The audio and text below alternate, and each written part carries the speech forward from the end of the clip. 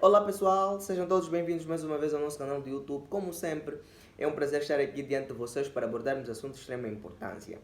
Bem, hoje vamos falar sobre o primeiro dia de aula. Qual é a grande importância desse grande dia?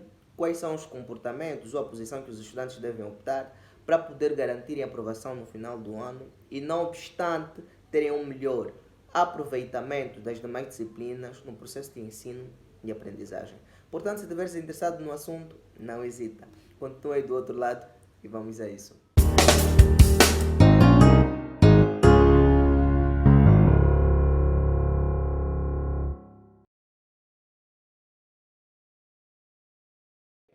Bem, meus amigos, infelizmente muitos estudantes hoje olham para o primeiro dia de aula como se fosse um dia qualquer, sem saber que é no primeiro dia de aula em que o estudante tem a obrigação de recolher um conjunto de detalhes, um conjunto de informação, estas mesmas informações que vão garantir o sucesso ou insucesso no processo de ensino e aprendizagem. Pedro, por que o primeiro dia de aula é assim tão importante? O primeiro dia de aula é de extrema importância porque é neste mesmo dia em que muitos estudantes deveriam aproveitar da melhor maneira para garantir a sua aprovação. Porque é o dia em que o professor vai espelhar aquilo que são os seus objetivos, aquilo que são os seus ideais, a razão de ser dele lecionar aquela determinada cadeira e, não obstante, mostrar algumas características que são de extrema importância. Aqui, o estudante deve olhar para o primeiro dia de aula como se fosse uma grande oportunidade para poder lograr objetivos positivos. Porque aqui o que acontece? O professor vai apresentar os pensamentos principais ou o pensamento principal daquela determinada cadeira. O professor vai espelhar algumas características que vão ajudar o estudante, não é, a criar um ambiente saudável com o mesmo professor. Portanto, o estudante deve ter essa visão de que o primeiro dia de aula é o dia de recolha das grandes informações. Estas mesmas informações que vão garantir o sucesso ou insucesso, se for o caso, não é, do mesmo estudante.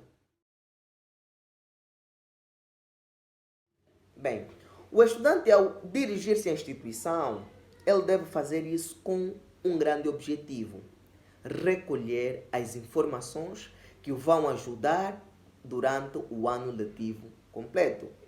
Qual é o temperamento do professor? O meu professor é um professor com temperamento colérico? É muito nervoso? É permissivo? É muito exigente? Se for nervoso, eu como estudante também não posso ter posições, não é, coléricas ou posições de nervosismo. Devo ser mais ouvinte, não é, mais obediente e, não obstante, cumprir com todas as orientações do professor. Para quê? Para não criar choque.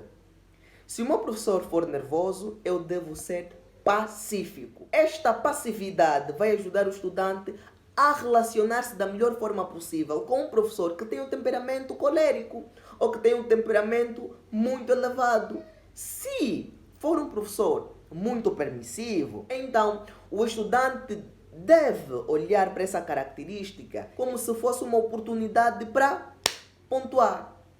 Se o professor é muito permissivo, então eu devo aproveitar as minhas capacidades cognitivas. Eu devo desenvolver cada vez mais as minhas habilidades para poder pontuar. Por quê? Porque é um professor permissivo. Se o professor for exigente, não é? Se for um professor de extrema exigência, isso quer dizer que o estudante vai ter que redobrar o seu esforço de aprendizagem. O estudante terá que se esforçar muito para poder estar na mesma linhagem de pensamento, na mesma linhagem comportamental do professor. Para quê? Para uma boa relação. Se o professor for um professor muito despreocupado, devo aproveitar dessa debilidade do professor para lograr notas altas, para lograr aquilo que são os meus objetivos, para garantir o sucesso que eu tanto almejo como estudante. Porque se ele for muito permissivo, não é? É óbvio, e como é óbvio, que ele vai deixar andar ou vai deixar muitas lacunas no processo de ensino. Então, se é aquele professor que deixa muitas lacunas, eu devo me fixar para aquilo que são as lacunas para melhor ter um domínio daqueles mesmos assuntos. Em todo momento, na relação entre o professor e o estudante deve maioritariamente ser passivo. Ter uma posição de humilde, que nem Sócrates. Só sei que nada sei. Independentemente dos conhecimentos que o estudante tiver, ainda há muita coisa que ele precisa aprender. Uma vez apresentada aquilo que são as características que estão estritamente ligadas com o seu ser, com a sua personalidade, com o seu comportamento, os dias posteriores serão simplesmente aulas, não é, complementares. Serão aulas consecutivas. Por quê? Porque o fundamental, o essencial, ele já apresentou no primeiro dia de aula. Só para o estudante ter noção, o primeiro dia de aula é como se fosse a fórmula, o princípio que garante a aprovação do estudante. Por quê?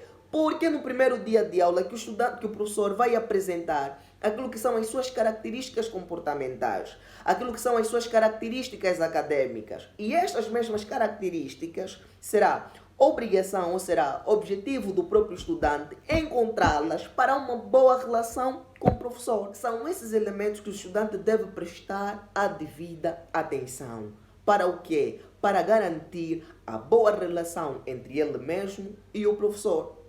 Se existir uma boa relação, é óbvio como é óbvio que o resultado final será positivo. Aquilo que chamamos de aprovação.